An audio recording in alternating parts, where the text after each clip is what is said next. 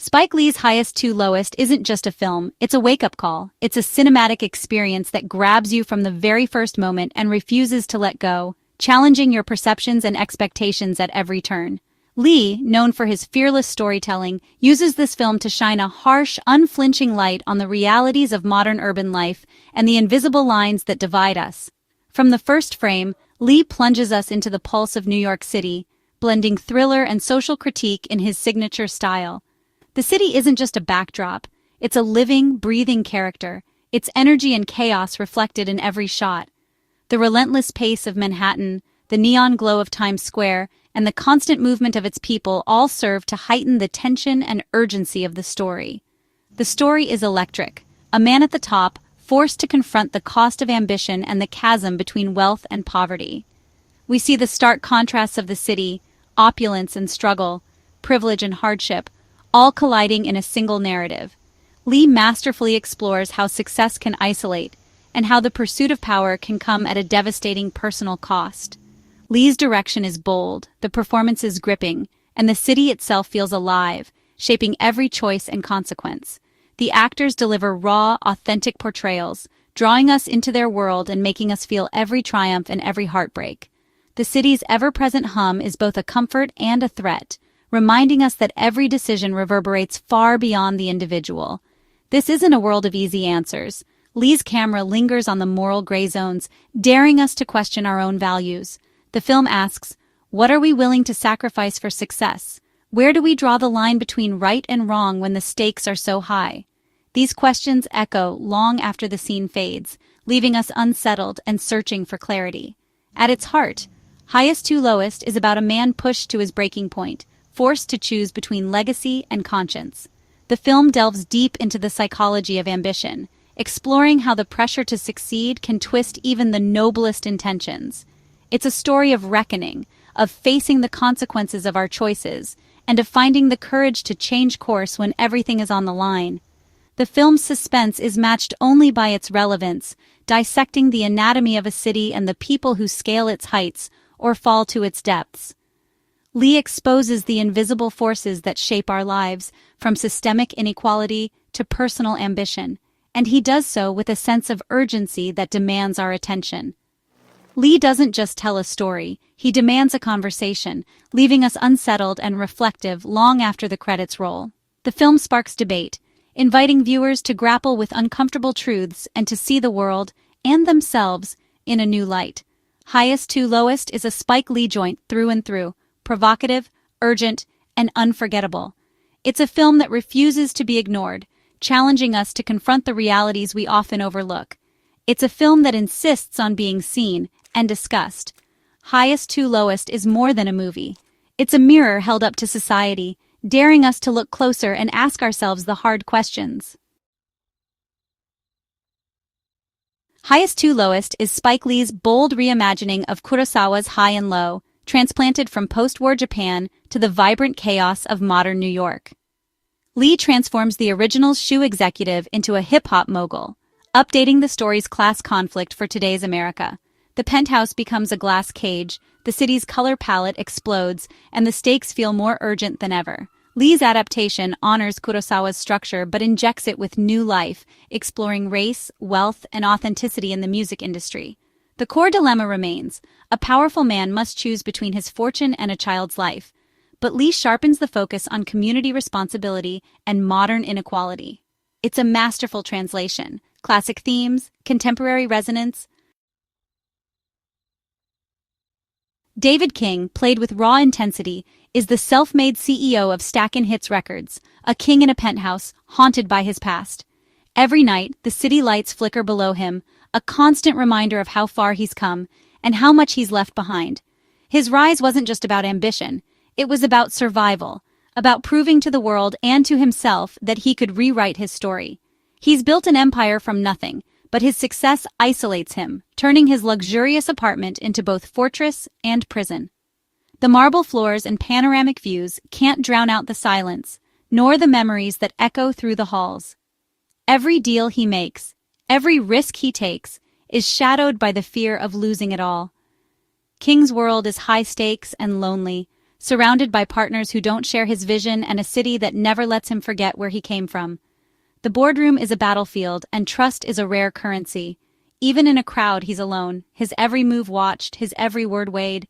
He's a creator-turned-capitalist, fiercely protective yet deeply insecure. The pressure to stay on top gnaws at him, and the line between confidence and doubt blurs with every sleepless night. He's driven by both pride and fear, never sure which will win out. The film captures his contradictions, selling stories of struggle while living in privilege, controlling millions but powerless against fate. He's celebrated for his hustle, yet haunted by the knowledge that luck can turn in an instant. His wealth is both armor and target. Before the crisis, he's a predator in the boardroom. After, he's prey to forces beyond his control. The same instincts that built his empire now threaten to undo him, as rivals circle and allies vanish. The stakes have never been higher. King's journey is a tightrope walk between ambition and authenticity, and the coming storm will test everything he believes. Every decision is a gamble, every relationship a potential betrayal. The city below waits, hungry for a story of downfall. He thought he'd conquered the world. Now the world is about to strike back. The news hits hard, and suddenly, the empire he built feels fragile. The walls closing in as the storm approaches. The stage is set for a fall from the highest heights. For David King, the question isn't just whether he can survive, but whether he can find himself before he loses everything. The film's tension ignites when David King, a ruthless but brilliant executive, finds his most ambitious business move colliding with a personal nightmare he never saw coming. The stakes are sky high, and the city's pulse seems to echo his own racing heart. On the very day he's set to buy out his own company, a deal that would cement his legacy and change his life forever, King receives a devastating phone call. His son, he's told, has been kidnapped. The ransom demand? It's no coincidence. The exact sum he's painstakingly raised for the buyout. Suddenly, his triumph is overshadowed by terror, and every dollar he's fought for is now a lifeline. But then, a shocking twist. The kidnappers have made a grave mistake. They've taken the wrong child, his loyal chauffeur's son, not his own. The error is almost unthinkable, but the danger is real, and the clock is still ticking. Now King is thrust into an agonizing moral crisis. Should he risk everything he's built, his fortune, his reputation, his future, for a child who isn't even his? Or should he walk away, secure his legacy, and let fate decide the boy's future? The weight of the decision is crushing. His business partners, driven by ambition and fear, urge him to abandon the boy and focus on the deal. But at home, his wife is adamant. She demands he do the right thing, no matter the cost. The people closest to him are pulling him in opposite directions, and the pressure mounts with every passing moment. The penthouse, once a symbol of his success, becomes a pressure cooker of conflicting advice, raw emotion, and conscience. Every conversation is fraught, every glance loaded with accusation or desperation. The stakes have shifted. This is no longer just about money or business. It's about who David King truly is, and what he's willing to sacrifice for another human being. Every second counts. The tension is relentless, and King knows that whatever he chooses will define him forever. The world outside keeps moving, but for him, time is running out. The film's moral dilemma is stark and unforgettable. In a world ruled by money, what is the true value of a child's life? Can compassion outweigh ambition, or will greed win in the end? The clock is ticking, and the fallout from King's decision will be irreversible. The city waits, breathless, for his answer.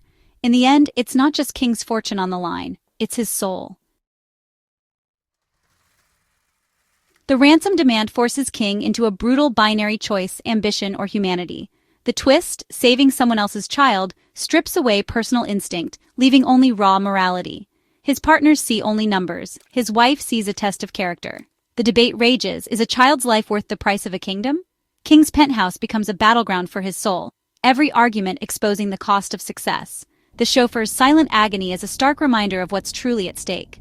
Ultimately, King chooses to pay the ransom, sacrificing his empire for a single act of decency. It's a defiant stand against the cold logic of capital, a moment that redefines him. The fallout is immediate, but the moral victory is profound. In saving a life, King risks losing everything else.